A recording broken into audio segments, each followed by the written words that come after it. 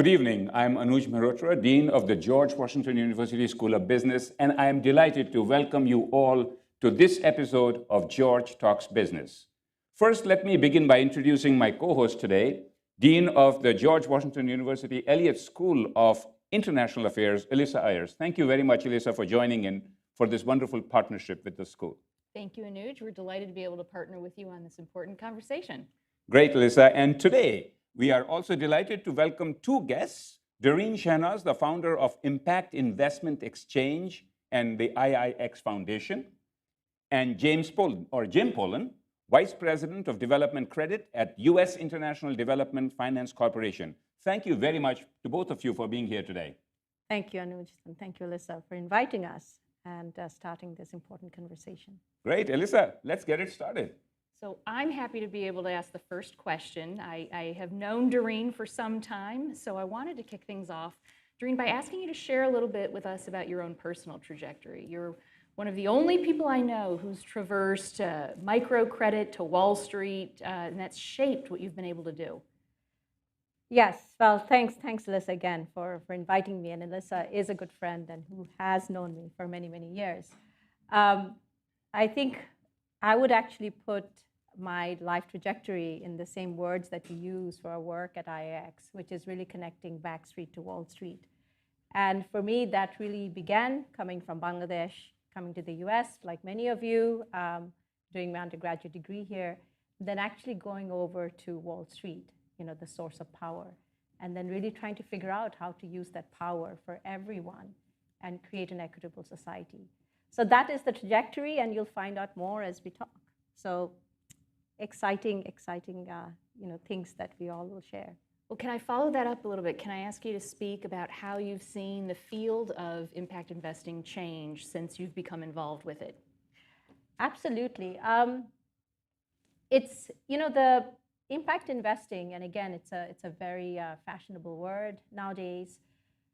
I always say it started really on the shoulders of all the development work that you have, the development finance institutions, the nonprofit organizations, all of them they have done. And we were lucky that all this work was already happening. And then in 2008, when the financial crisis happened, a group of us came together, under sort of the guidance of the Rockefeller Foundation. And we basically said, how do we now make finance do good? So in terms of the trajectory of impact investing, it's been interesting to see in the last 13 plus years, what started off as an idea, as an aspiration, is now a field of over $700 billion. So that is actually saying something. And I think what's interesting now in the last couple of years, we see a lot of talk about ESG, the economic, social, and governance of companies, which is an important development, as well as going deeper in terms of the socially responsible investment, which again was frankly there before impact investing. And I think now people are talking about it more seriously. So it is all going in the positive direction. And Durreen, that's very interesting, and I know we'll be going through some of those conversations around the topics you mentioned. But Jim, let me request you to jump in and tell us a little bit about DFC. When was it started, and what are the current priorities? And I'm wondering, are these priorities changing with so many things happening, like the climate crisis, the Ukraine war, the COVID, the pandemic, right, and so on? So would love to hear your thoughts. Thank you, and just to also thank you for inviting me. I love to be amongst the academic community, and it makes me want to go back to school. But DFC, Development Finance Corporation, was formally commenced in late 2018 under the auspices of the BUILD Act. And it took all of OPIC, the Overseas Private Investment Corporation, and it took parts of USAID, specifically the Development Credit Authority, put it together and created a proper development finance institution which does debt, guarantees, equity, technical assistance, and political risk insurance. And so our main priorities as of today are climate change and ways to mitigate and adapt and produce sustainable projects in the developing world. We only work in emerging markets, and particularly in low-income and low-middle-income countries. We do some upper middle, but primarily low and low-middle-income countries to We're investing in climate healthcare, into IT, particularly in the Far East. We're interested and very, very much interested in our 2X program, which is mobilizing and empowering women. This is why we're so close to Durreen and her projects. Give you an example, we've done about $12 billion in what we call our 2X program, which is a formal program which you can find on the internet that tells a sponsor whether they can qualify, and there's various incentives for doing so. As far as the problems that are inherent around the world, that's our forte. We're only about we'll be about 700 people in the next year or two. So we're reasonably nimble. And when we have problems like in Ukraine, we're working very hard, even now in a hot war in Ukraine, to provide finance for trade, to help Ukrainians buy and sell goods, to get their grain out, and to obtain goods with working capital, which no other private sector bank has got on offer.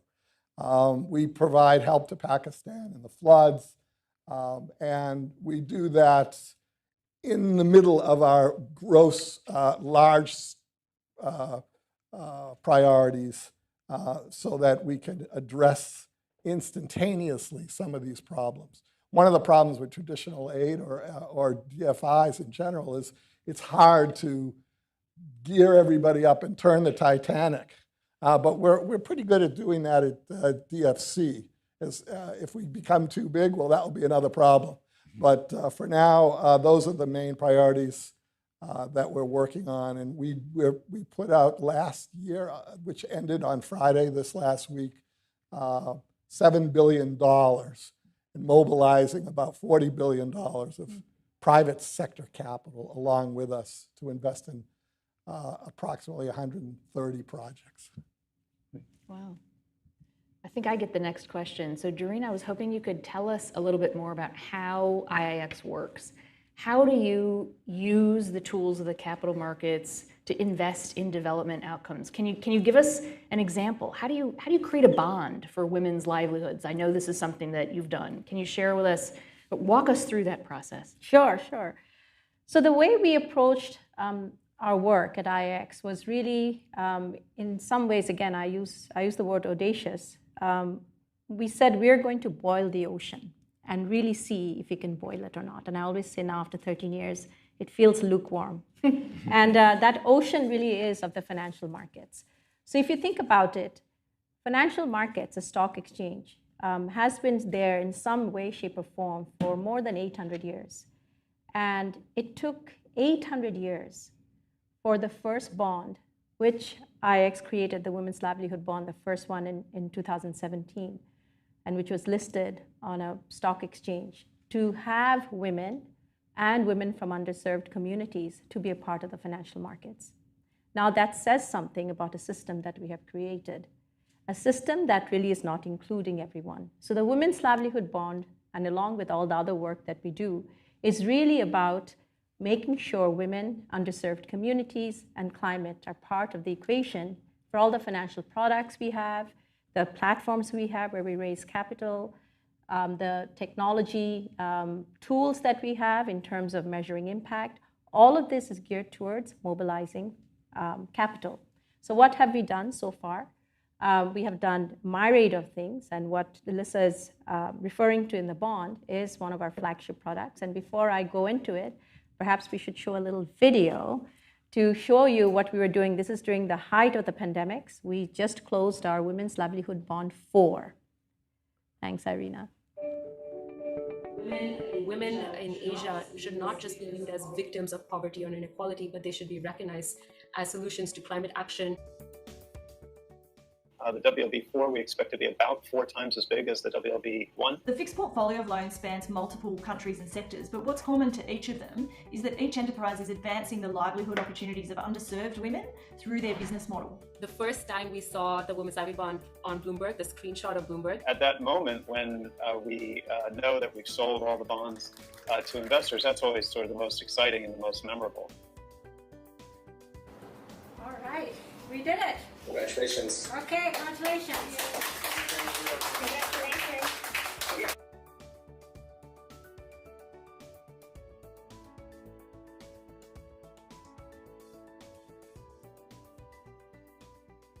So to date, sorry, the video got a little off, but you get the flavor. So to date, we have now issued 4 women's livelihood bond, which has put out in the market $78 million. We are now working on the 5th one, which is another $50 million. And with that, we also have now impacted over 2 million women, creating livelihood for them across South and Southeast Asia. And this is really in the last mile, where you have women like Anu in India, who has a small farm of basically growing marigold, which is now coming into the world in terms of your pharmaceutical capsule. Or you have a woman in Cambodia, again, a small rice farmer, whose rice now is being imported, again, through this process of being a part of this financial system. Now, again, for those of you who are in the business school and are interested in the structure of it, what we did was we created a financial instrument with a lot of flavors of a collateralized loan obligation. We pulled together a group of entities who are working with women in the last miles and created various layers of de-risking. And this is where the Development Finance Corporation comes in and has been an incredible partner, because they give us the guarantee that's needed to make it look like it's not that risky, which frankly it really isn't, but it's okay. The investors still think that having women there is risky. But the reality is, for us, we needed to create an instrument that the market was going to embrace. So that's the basic of the Women's Livelihood Bond. And I think what's very exciting for us is, given the reaction of the market and given the fact that we have shown, even through the pandemic, all the payments have been made. There has been no blips. And as a matter of fact, even in our 13 years, I always proudly like to say we have not ever had a single default of any of our investment. And again, it's not because we're magicians. What we are intense believers in women and intense believer in making it all come together with finance. So Durreen, let me follow up on that. You mentioned many things. First of all, it's really good work that you're all doing. We were in conversation with Stephanie von Friedeberg, who is the Senior Vice President for Operations at the IFC, I think last week or a week before that. And she was also mentioning about the gender inequality and the climate change, and how a very small percentage of money is actually being available to women entrepreneurs, for that matter. I would love to hear a little bit about your potential partnership with government agencies, government bodies. You mentioned with DFC, but government bodies and international financial institutions, and how that can help make some progress with regard to gender inequality. Absolutely. I think for us, the work that we do, the governments, again, DFC, we have the Australian government, we have the Canadian government. So the government agencies, the investment arm and the development arms of these governments have been very open and embracing in really tackling new ways of development. And I think that's partly because the way development has been approached traditionally by the international institutions, frankly, has not worked. And I think this is where we say at IX, we do what perhaps the other international organizations should be doing.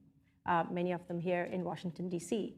So I think the key here is having the ability to embrace risk. And we always say the work we have done, we have, again, unapologetically embraced risk of innovation, the risk of actually including the last person from the last mile, and also making women front and center of the equation. We are told repeatedly, the organizations we work with, the work that we do, this is something that perhaps, again, a lot of the multilateral organization would not touch with a 10-foot pole. And I'm glad, because we are touching them. So we have to, as organizations are working towards this, we need to be able to say, we have to put in action what our words are. We have enough of conferences on saying women should be doing this, women should be part of it, women should be that, and which is fantastic. But now let's show it with action. And I think these organizations, the multilaterals, are one of the first ones. They actually should be doing it with action and taking more risk and really being able to show that innovation is a part of that equation. I'd like to follow that up with a question for Jim. Jim, you spoke earlier about DFC's 2X initiative. DFC's made a big commitment to investing in women. Can you share with us a little bit more details about those investments? How do you go about doing this? Yes, I mentioned $12 billion commitment. And the way we do it is through a lens that every single project that we look at, seriously look at, we sit in a room, representatives from all different departments, and we discuss why we should be doing this project. And the first thing that will come up is 2X. Is this a project that can meet our 2X criteria? Oftentimes it just is. Okay, move on to climate. If it's not, how can we enhance this investment to fit into our 2X criteria? And the reason we have criteria is so we avoid accusations of washing deals to meet various prerogatives. And one can have a whole 30-minute session on that. So we withstand that scrutiny by having a strict set of criteria. And if a project can't meet it, we can talk to the investors about how they could perhaps bring more women into the C-suite, how they could have shares available for women, how they could hire more, or how they could perhaps distribute their products or their product mix, if it's a manufacturing type of operation or a distribution company, to suit women's needs, particularly the last mile women. So that's how we do it on a daily basis. We also have the same kind of lens now for climate. And every project can be enhanced with respect to mitigation, adaptation. The obvious ones that are energy, solar, wind, various kinds of biofuels, et cetera, they are obviously a climate project. But you wouldn't necessarily imagine that a run-of-the-mill microfinance project can, the micro investors themselves can run their businesses in a way that helps them adapt to potential climate change. And in fact, if we can't install climate adaptation in our bigger projects, we won't fund them because we know things are going to get worse. And while the next 5 or even 10 years, we may be able to have a sustainable project, that's not sustainable from our perspective. So those are the ways, and then we find, we don't do anything ourselves, right? It's always with private sector. We find the Durreens of this world. Unfortunately, they're few and far between. Of course. But we have a major effort to encourage more. The particularly interesting thing about IIX is how far out they are on the panoply of deals. When you talk about risk, we use that word, everybody has a different definition of it. We have some products that help to mitigate the risk. But at the end of the day, it's the private sector sponsors that really have to take the lead. And then we will help them attract and mobilize. And mobilization is really key here. We need the private sector to understand that you can make all these investments and you can have a decent return, a very good return, in fact, while addressing basic fundamental human needs, which really creates the return in the first place. To us, it's relatively obvious, but it's not so much to the folks in Wall Street, which you have left. Thank you. So may I jump in there? Durreen, Jim mentioned the criteria, and I know that DFC works with IIX. I know you also are very interested in measuring impact. So how do you assess impact in the social sector? And are these bonds, which are really, which are prioritizing gender, for example, are they really ready? Are people ready to receive them? Do you see some greener future for these bonds? Oh, absolutely. So first of all, I think in terms of how do you measure impact? Impact measurement is really at its basic, you are measuring the delta, the change in a person's life, then the change in the environment and the community. And what we do is precisely that. We actually have a measurement tool called IX Values, where we are going there and seeing the money that's coming in, how is that going to create the change in these women's lives and then also their family and the community. And we put a quantifiable value to that. If the woman is not going to have a livelihood, that means they're going to eat better. That means it's better health. They can actually buy medicine. Again, that means that, again, better health. You will have children who can now go and have an education. So all of these are quantifiable. And what that results in is a solid number that the investors really like. That for the bond, our bond, every dollar that's invested, we get about $3 to $4 of social return. Mm-hmm. And I think that's quite powerful.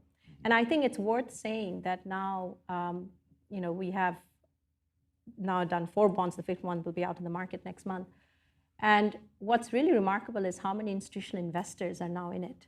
So I do think that the private sector is ready for it. We just have to give them the products, and we have to speak their language. And I think that's very important. You cannot change a system if you have not been in the system and if you don't know how the system actually speaks and operates. Mm. And I think that's what the bond did very effectively. And I think that's why it is embraced. Great. I'm going to follow that up with a question about you're working at this intersection of a focus on climate change and women's empowerment. How do you speak the language of finance when it comes to affecting climate change and women's empowerment? I'm really glad you asked that, because obviously, climate is one of the most crucial elements, for, frankly, us and the next generation. And we firmly believe that if you don't have half the global population as a part of the equation to solving it, we will continuously have the same conversation. Case in point, if you look at what happens even, say, in the floods that recently happened in Pakistan, of course, you'll say everyone is impacted. But if you look a little closer, you'll see the women are the ones who are trying to put the family together, trying to put that last pot that didn't float away to make the rice, to really make sure that the child actually gets one spoon of rice to eat that day. So you do have women playing a crucial role. Similarly, in terms of even if you're looking at deforestation, it's the women who actually have to go out there and collect the wood and, again, face a lot of physical danger when they do that. It's the women who are cooking in those stoves when they're inhaling all the poisonous gases. So it really is the fact that you have to have women as a part of the equation if you're going to have any sort of climate solution that will be here to stay. And for us, I think that's why we always say with each bond, since the last bond, we always have climate also front and center and with all our work. And I just hope that with, again, in the US, with the new administration, which is very, very rewarding to see all the bills that are being passed, and especially around the clean energy side, I really hope that there is, again, a gender angle to that and a gender equality. Very interesting. And Jim, may I ask you on this issue? I know DFC is very much involved in this climate change initiatives as well. Tell us 1 or 2 success stories. Tell what comes to mind as where the initiative has had impact. Well, there's many of them. I think we've made a commitment to be carbon zero, the only DFI in the world by 2035, I think, or maybe 2040. I can't remember. Seems like a long time to me, but it's coming up quickly. So in order to do that, that means that the net output of all the projects that we support has to be zero. So we have to invest very heavily in climate adaptation, mitigation, and energy projects that are climate zero or gas zero. Greenhouse gas zero. So what we're doing is we're making a huge effort in technologies that are not necessarily fully tested, which is something that normal DFIs or other DFIs aren't doing. We're investing in all over the world in 2- and 3-wheeled vehicles that are electric. Battery technology. We're doing in the IT space. We've had great success with powering cell towers with batteries, and that whole panoply of of investing with batteries and greenhouse gas producing technologies. We've done in Pakistan, for instance, we're the biggest provider of dollars for wind power projects. And as I said earlier, all of our investments not only come under the 2X lens, but the climate lens. So we've done projects where we've taken the husks from corn and turned that into energy. We've done projects where we've taken fallow rubber trees in West Africa that are dead. They won't grow, they won't produce rubber.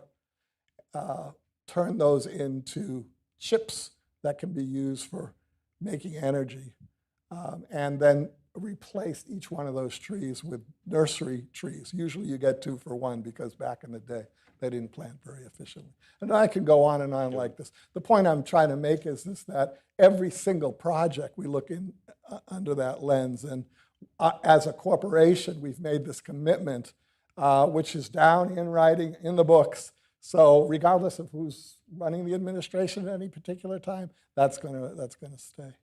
Well, I know we'll run short of time, so we do still have a couple of questions that we would definitely want to get because they have been submitted by students. One of them, Durreen, is for you in terms of how do you see your work in Asia Pacific compare with, say, the US market or the European market? And students are interested in seeing what the differences are across the globe in terms of your work. I'm really glad someone asked that because that is something, frankly, it came up a few weeks ago because we have this new initiative called the Orange Bond Initiative, where we are actually now creating a new asset class, orange being the color of SDG 5, which is gender equality. So having women, girls, and people from the LGBTQI plus community as a part of the equation. So in one of the calls, we have these roundtables, and actually DFC is one of our partners, who's also very much, promoting this. A banker from the US asked, but how can we do any of this in the US? Because the government has not made any formal law or policy. And I said, that's so interesting. How did we do anything in Asia Pacific? There's no law at all for anything. So my answer to that is, I think government or not, you do what is right, and without, of course, breaking the law. And that's what we have done. I mean, we are operating from Singapore, which now just has been ranked as number 3, the 3rd, I guess, financial center. They're very happy. They took over Hong Kong. And we are sitting there, and we are able to mobilize all this capital using the financial markets globally, because we are not waiting for some law to pass on how we should be doing it. And I do think that is what we need, which is just we need people with more courage to really create things without being told that they should be created.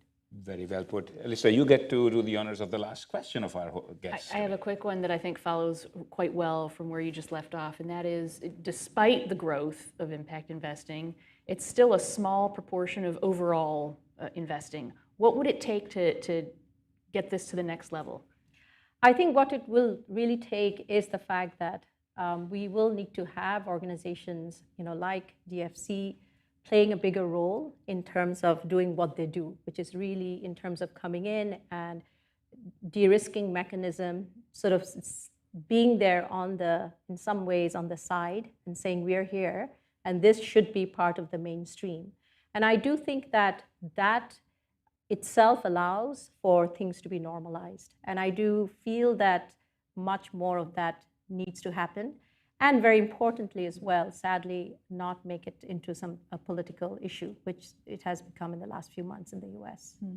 Well, thank you very much. It has been just great talking to you both today and these are very timely topics. I know it's got a lot of interest from our students across and even from our alumni. Again, thank you, Durreen. Thank you, Jim, for being guests today. And thank you, Alyssa, for partnering and bringing such wonderful guests to this show here. I also want to thank all of you who have joined us today. And of course, our next session of George Talks Business next week will be featuring Barbara Humpton, President and CEO of Siemens USA. I'm looking forward to that conversation as well, and I hope you will join us. Thank you very much.